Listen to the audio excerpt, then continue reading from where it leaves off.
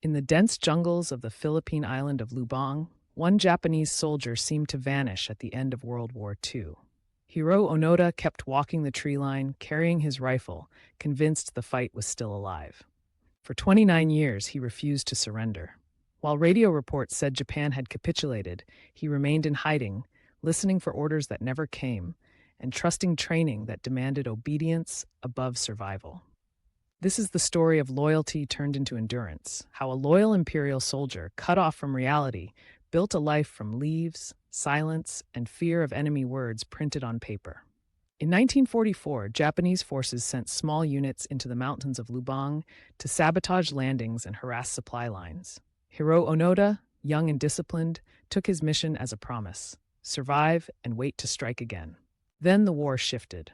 American bombardments tightened the net, and Japanese command expected that the island resistance would be discovered, but Onoda never received the final clarity that others did. When Allied troops returned in 1945, they scattered surrender leaflets across the jungle. The pages were crisp, bright against green, urging soldiers to come out and live. Hiroo Onoda found one leaflet and read it in the dark. He had seen propaganda before, and he decided the message was a trick. Enemy ink meant to lure him into capture. His commander had warned him, "If you hear false orders, hold the line." In Onoda's mind, the war was not over until he was personally relieved, not until paper said so. So he vanished deeper into Mount Dalupiri's slopes, moving between thick canopy and rocky cover. Each day began with silent checks, tracks, weather, distant sounds, then the slow labor of surviving. He built a lean shelter from branches and palm fronds, and he fashioned traps from wire and bone. He rationed what he could carry, learned to follow water, and kept his rifle ready. Loneliness settled into his routines. He spoke rarely, and when he did, it was to himself, like a soldier practicing orders. Nights were loud with insects, and every rustle could be footsteps. Over time, he grew a jungle life around the discipline he knew. He hunted small game, foraged fruit, and learned which leaves soothed wounds and which plants could poison him. Years passed without a clear enemy. Onoda watched distant search parties move through valleys, then vanish. Each sight reaffirmed his belief that the real conflict was still unfolding somewhere just beyond the trees. When Allied helicopters buzzed overhead, he flattened himself against the ground. If he found new leaflets, he dismissed them as fresh bait, believing that the battlefield had simply become harder to see. His body changed. The uniform faded into something closer to cloth and dust, yet he kept the same stance of alertness. Injuries healed slowly, and hunger returned like a clock he could not stop. Decades can blur into one long day, and for Onoda the calendar felt meaningless. He measured time by seasons and supply drops he did not receive, by the sound of the world and the silence after. In the 1960s, island life shifted around him. Schools, roads, and fishermen living without war. But Onoda stayed locked inside his duty, interpreting the calm as a pause the enemy staged to regain strength. Survival itself became a routine of repair. Hiroo Onoda cleaned his rifle from jungle rust, stitched his clothes with improvised thread, and saved ammunition like currency. When storms broke his shelters, he rebuilt them before dawn. He even made contacts with locals at a distance, watching from cover as they passed with tools and baskets.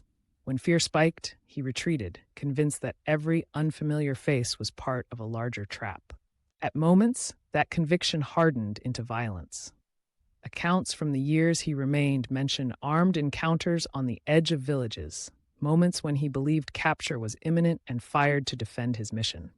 Yet he also carried an inner code. He never sought revenge for hardship. He sought confirmation of orders.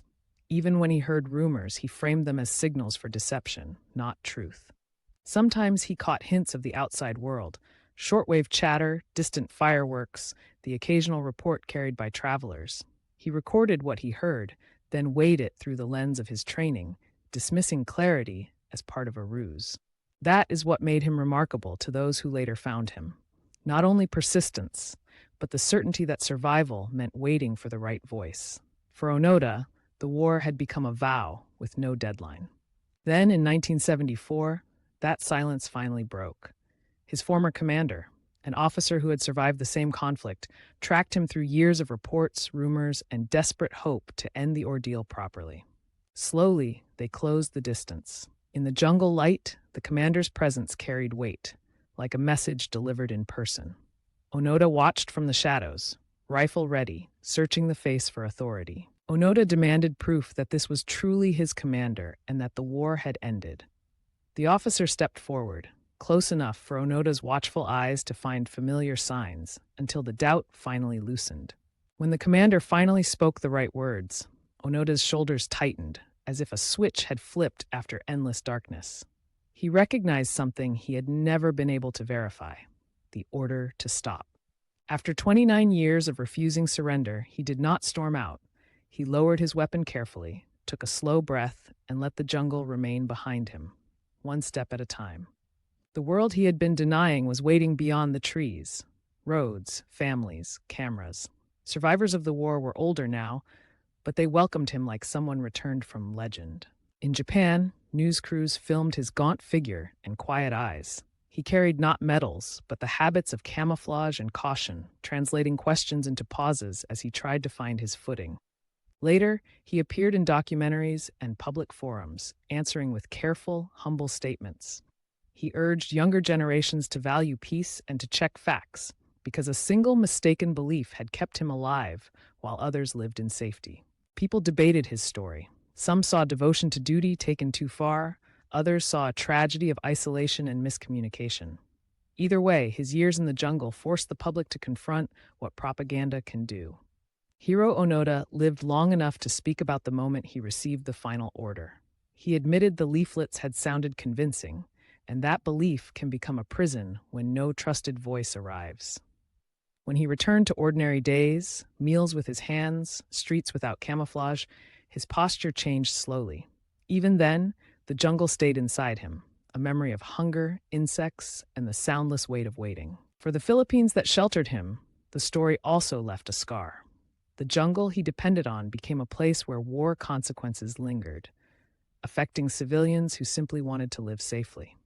As the decades cooled the battlefield, his case became a cautionary lesson about obedience without verification. The end of conflict does not always reach the last soldier, and peace still requires communication. If you've ever wondered how far fear and loyalty can travel, Onoda's survival answers with a reminder. Stay informed, question what you're handed, and share stories that turn history into warning. Subscribe and share this documentary so more people never forget.